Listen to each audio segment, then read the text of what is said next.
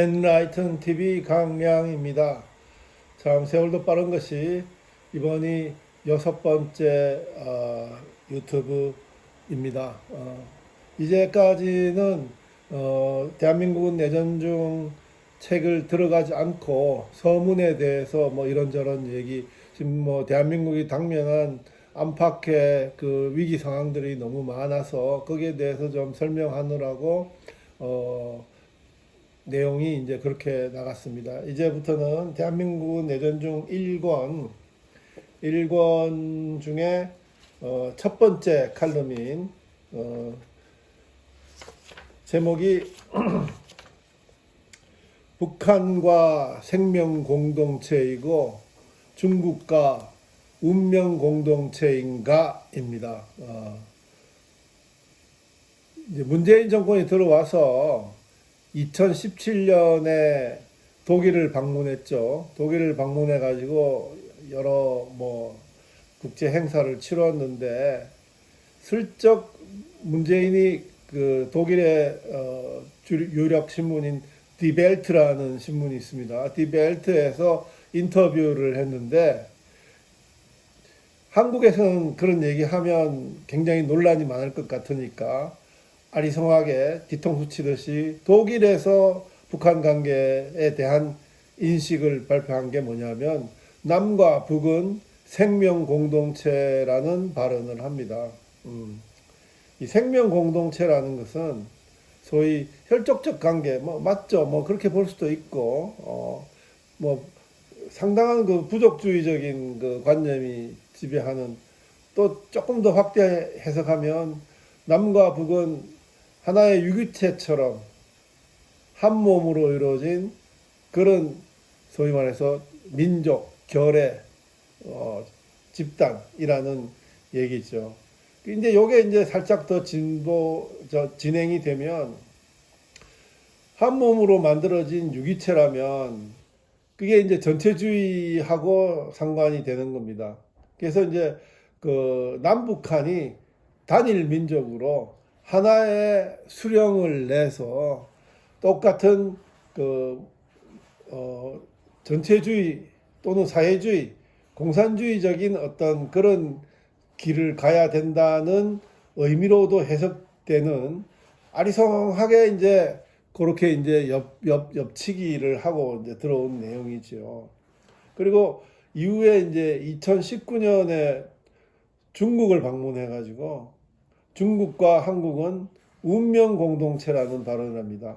근데 당시 방중 때 여러분들도 잘 알다시피 우리 한국일보 기자가 중국 보안 요원들한테 얻어 터지고 문재인 대통령도 제대로 대접도 못 받고 소위 혼밥을 한 적이 많았습니다.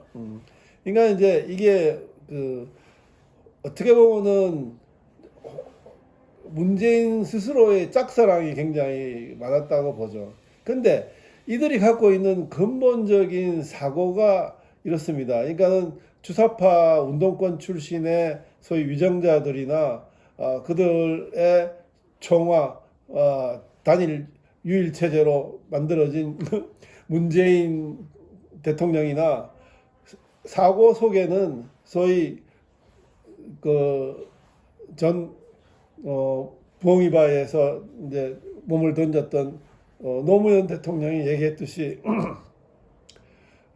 정의가 실패하고 위선과 기만과 사기 집단이 득세하는 그런 대한민국이다라는 관념이 많습니다. 그러니까는 대한민국은 태어나지 말아야 하고 대한민국의 건국 자체를 부정하는 그런 정신적 인식 체계가 가득하게 있는 거죠. 그래서 북한과는 생명 공동체고 중국과는 운명 공동체라면 한반도를 둘러싼 4강의 국제 정치는 없는 겁니다. 그러니까는 미국과 일본은 결국 남북한의 적대 세력인 셈인 거죠. 근데 6.25 전쟁 이후에 계속 한미 관계, 한미 동맹 관계, 또 미국을 통한 미국이 제공해주는 동아시아, 동북아시아에서의 긴 평화, 해상권을 발판으로 일본도 그렇고 우리도 얼마나 크게 발전했습니까? 그러니까는 그 미국에 대해서는 그렇게 기를 쓰고 달라들지는 않지만 일본에 대해서는 그 반일 감정을 제고시키고 그리고 뭐 여러 문화와 영화와 뭐 이런저런 이벤트를 만들어서 국민들에게 반일 감정을 제고시키는 그런 어, 묘략이라고 할까요? 그런 어떤 그 소위 술책을 많이 썼던 것을 우리는 기억할 수가 있는 거죠. 그러니까 지금 오늘 지금 당면한 게 뭐냐면 북한이 이제는 우크라이나 러시아 전쟁에 참여해서 러시아 쪽에 군사를 파견하고 지금 뭐 한 12,000명 정도의 체정의 그 소위 그 일종의 용병이죠. 용병 북한 용병들이 우크라이나 전선에 투입이 됐습니다.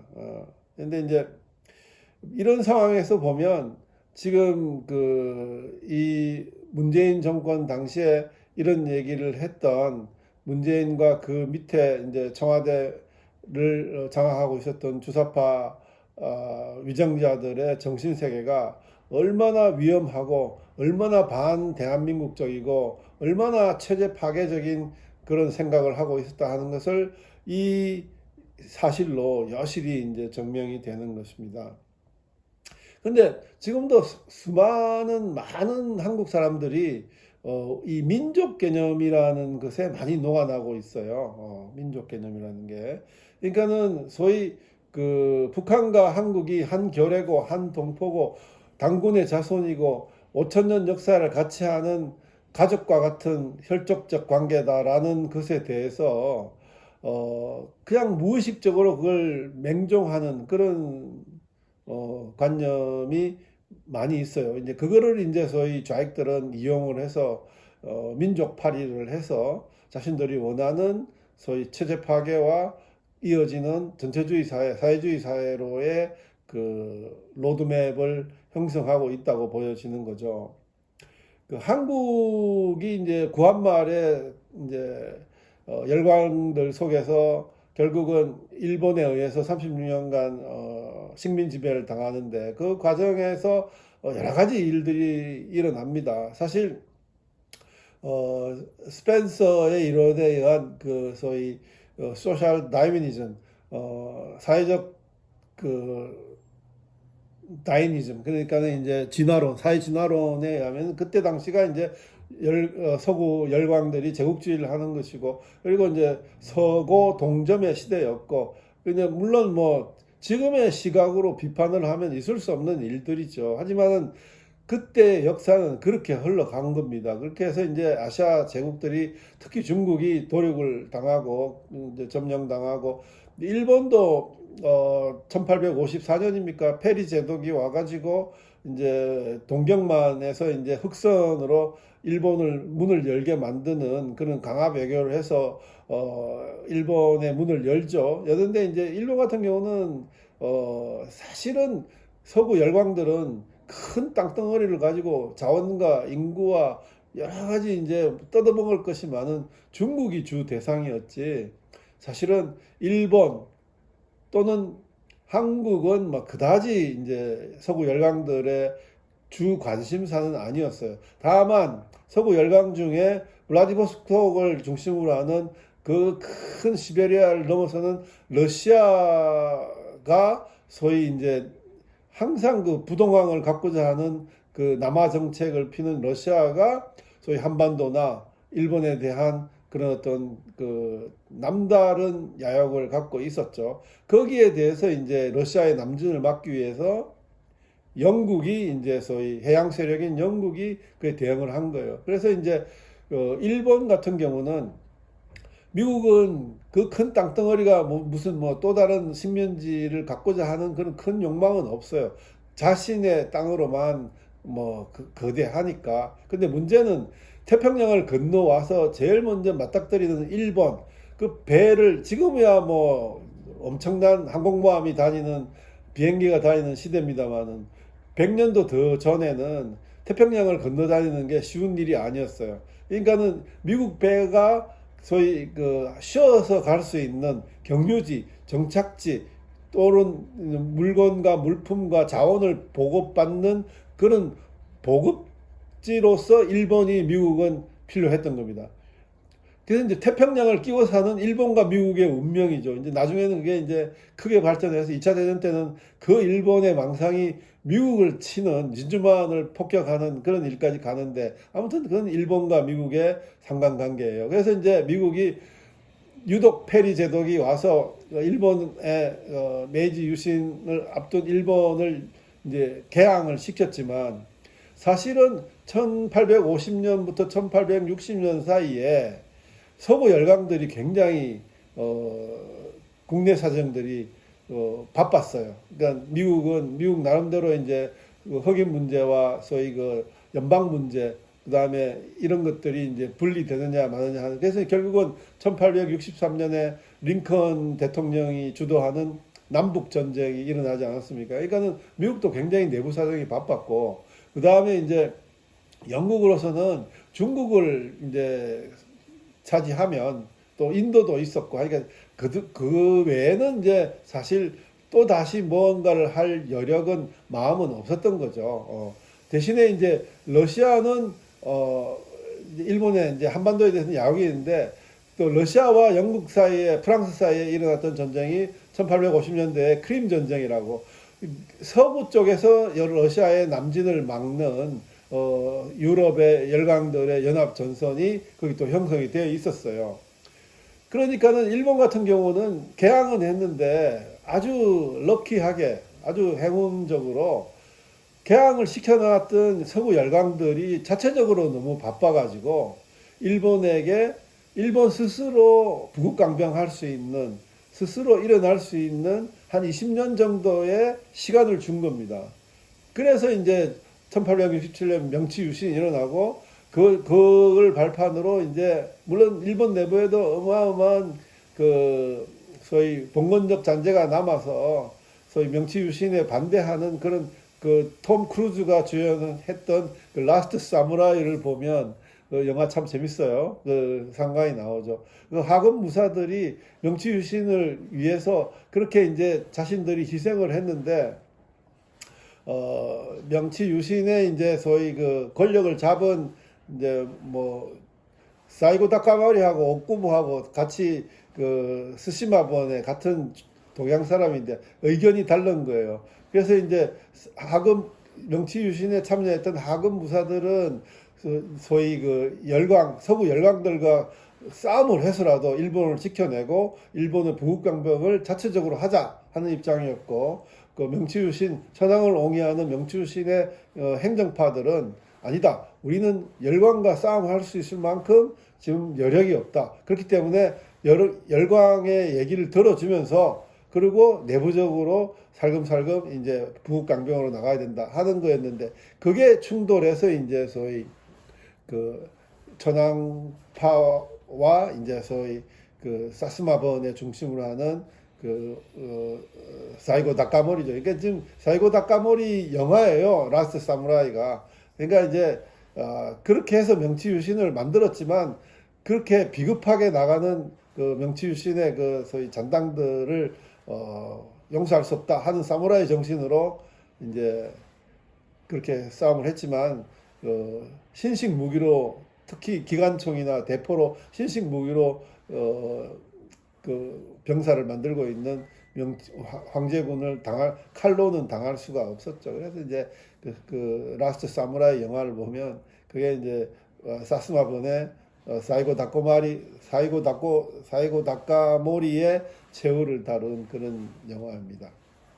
뭐 그렇게 됐는데 그래서 이제 그 일본이 이제 한 20년 동안 부국강변을 하고 처음으로 쳐서 노린 게 바로 우리 조선을 노린 거죠. 운요 사건으로 해서 소위 조선의 미국이 일본에게 했듯이 똑같이 조선을 개항해서 조선 내정을 이제 장악하고 이제 내정이 좀 정리가 된 서구 열강들도 그렇게 해서 다시 이제 조선으로 이제 진출을 하는 뭐 그런 역사적인 사실이 있습니다.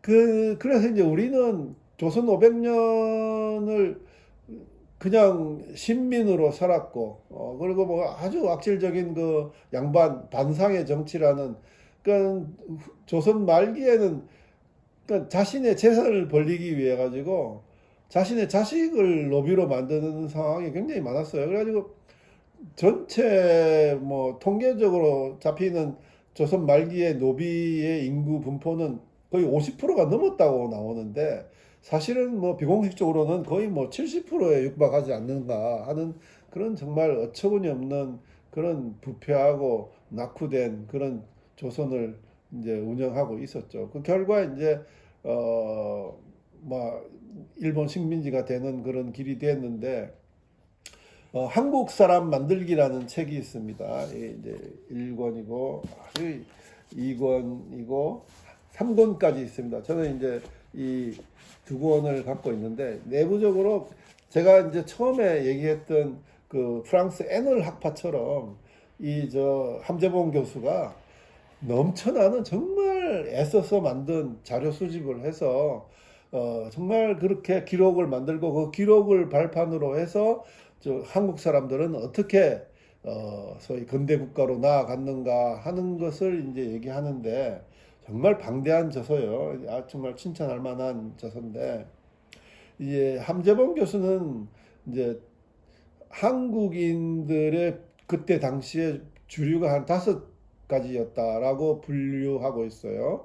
하나가 이제 소위 그 기독교 친미파, 상당히 그 선교사나 그 기독교 출신들이 대한민국을 근대화 시키는데 혁혁한 공을 세워서, 이승만 대통령은 말할 것도 없고, 두 번째는 소위 김옥균을 주시하는 친일 개화파.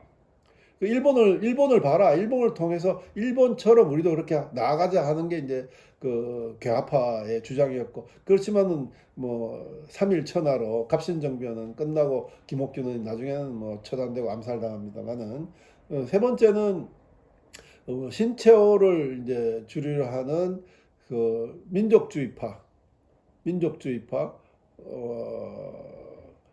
상당히 이제 저항적 민족주의였죠. 그리고 이제 이 저항적 민족주의를 하다 보니까는 이제 신채호가 얘기하는 소위 5천 년 역사에 빛나는 당군의 민족, 그다음에 뭐 한민족이라는 전대미문의 얘기를 하는데, 사실 뭐 우리가 한민족, 한핏줄 이거 아닙니다. 우리 피도 굉장히 많이 섞였고, 몽골도 섞이고, 일본과도 섞이고, 중국과도 섞이고, 또 거란, 돌궐, 그 다음에 저 넘어 이제 그 서양 쪽, 그 또 신라 시대부터 아랍하고 교류를 했지 않습니까? 그뭐 굉장히 피가 많이 섞여 있는 그런 혼혈 민족이에요. 근데 이제 아무튼 이제 소위 그 마치 그 이것도 일종의 이제 정치적 낭만주의죠. 폴리티컬 로맨티시즘. 이제 독일에서 번졌던 독일인이여 단결하라, 독일 민족 게르만 하는 거하고 비슷한 저항 민족주의를 이제 신처가 했고, 그러니까 민족주의자, 전통적 민족주의자가 있고, 그 다음에 위정척사파, 중국의 소위 예속된 속국으로서 중화 사상 아래 소중화를 주장하는 소위 위정척사파. 위정척사파는 대부분 일본이 이제 세력을 넓히자 그 일본에 맞서서 의병 활동을 한 사람들이, 그게 뭐 무슨 뭐 그 국민의지 또는 뭐 새로운 뭐 근대 사상에 접목을 해서 그렇게 한 게 아니고, 왕을 지켜야 되고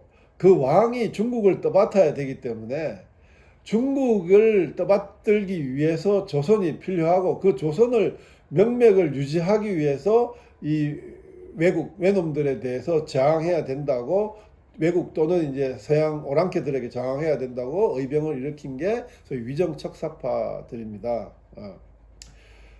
그러니까 그리고 이제 소위 1919년 볼스비키 혁명이 나서 소련의 영향도 컸는데, 소위 이제 그 사회주의 사상, 공산주의 사상에 빠져서 소위 공산주의 이념을 추구하는 공산주의파, 이렇게 5개로 분류를 합니다. 그러니까는 3.1 독립운동이 나서 1919년 상해 임신정부가 만들어졌을 때 초대 대통령이 이승만 대통령이었어요. 근데 초대 대통령이 이승만 대통령이라는 얘기는 별로 안 해요. 그때 당시에 이제 김구는 그 한참 밑에 이제 뭐 국장급 정도 하는 지위였고, 그때 이제 같이 여러 세력, 민족주의파, 위정착사파, 공산주의 세력은 이동희가 이끌었죠. 사실은 이동희보다는 어, 레닌이 이제 소련을 건설하고, 사실 이제 식민지 독립운동을 추구했던 이승만 대통령이 레닌에게도, 그러니까 사회주의 공산주의 국가도 자유민주주의 국가도 다 근대 국가입니다. 그러니까 레닌에게도 워낙 이제 급하니까 조금 도와달라는 요청을 한 적이 있어요. 근데 레닌은 왜 자유민주주의 이승만 대통령을 도와주겠습니까? 반대하고 대신에 공산주의자 이동희에게 자금을 도와줬어요. 그 돈으로 이동희가 여러 가지 이제 독립운동을 하는, 공산주의가 주체가 되는 독립운동가, 그 안에 뭐 여러 명도 있죠. 홍범도 뭐 여러 있는데, 뭐 그런 식으로 이제 독립운동을 이제 시작하게 됩니다.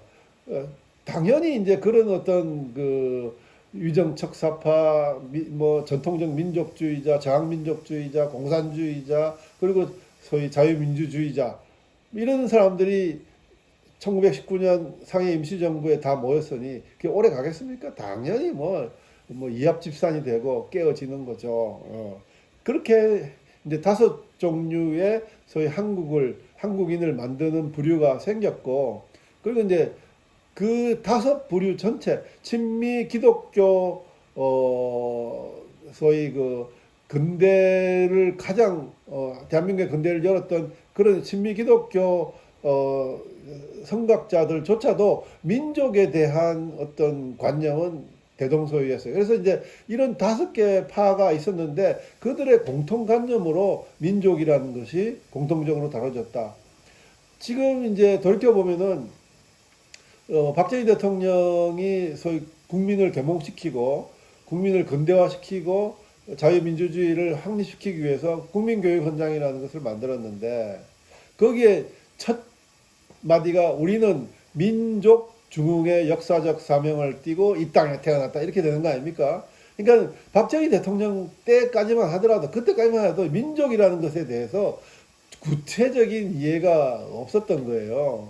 그러니까 지금은 우리 이제 자유파, 자유대한민국 애국 시민들은 민족에 대해서 쉽사리 그렇게 안 씁니다. 민족이라는 말로 이 주사파 문재인 정권이 얼마나 많이 대한민국을 파괴하기 위한 모략과 정량을 썼습니까? 그러니까는 이 민족이란 말로, 그러니까 한 가지 더 말씀을 드리면, 우리가 참 아는 게 없는데, 모든 우리가 쓰는 지금 근대를 기반으로 하는 단어들은 명치 철학자들이, 특히 후쿠자와 유기치가 다 한자어로 번역을 한 겁니다.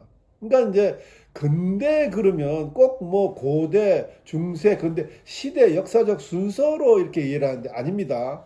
근대로 그렇게 이제 번역을 했는데, 그 근대 원어는 모던입니다. 모던. 그러니까는 근대 국가라는 것은 네이션 스테이트. 국가라는 개념도 굉장히 여러 가지죠. 영국은 국가가 커먼웰스고, 그 다음에 뭐 그리스로 보면 폴리스, 리퍼블릭, 그 다음에 렐름, 뭐 여러 가지 국가에 대한 얘기들이 있는데, 이제 근대 국가를 네이션 스테이트, 또 이제 네이션 스테이트와 스테이트 네이션을 구분하는 또 철학자도 있습니다. 이건 나중에 이제 설명하기로 하고, 그렇게 해서 이제 후쿠자와 유이치가 모던을 근대로 번역을 하다 보니까, 이 근대라는 것이 시대적 순서로 이어지는 걸로 모든 사람들이 그렇게 하고 있는데, 아닙니다. 시대적 순서와는 근대라는 말과 관계가 없습니다. 근대라는 것은 한 4가지의 사상적, 철학적 기반을 갖고 있는데, 그게 뭐냐 하면은, 첫 번째로 근대 국가는 첫 번째로 국민이 주인이 되는, 주권을 갖는 그런 정치 체제를 형성하는 국민 주권의 철학 사조를 갖고 있습니다. 사상을 갖고 있습니다. 두 번째는 뭐냐면, 기술과 과학이 발전해 있어야 돼요. 그렇지 않으면 근대 국가를 형성할 수 없습니다. 세 번째는 뭐냐면 관료 조직이 있어야 돼요. 관료 조직. 그 방대한 국민이 주인 되는 그런 국가를 운영하고 관리하고 발전시키기 위해서는 전문가 집단이 관료 조직이 필요합니다. 그리고 국가 주권을 가진 국가를 보호하기 위해서 상비군이 있어야 됩니다. 국군, 군대가 있어야 되는 거죠. 요렇게 기반이 되면 소위 경제적 기반은 저절로 따라오는 겁니다. 경제적 기반이 형성이 되면 소위 중산층이 늘어나는 거고, 그 중산층이 늘어난 그런 첫 번째 얘기했던 네 가지 조건을 갖춘 그 상태를 근대 국가라고 합니다. 그러니까 이거는 시대적 순서하고는 관계가 없는 거예요.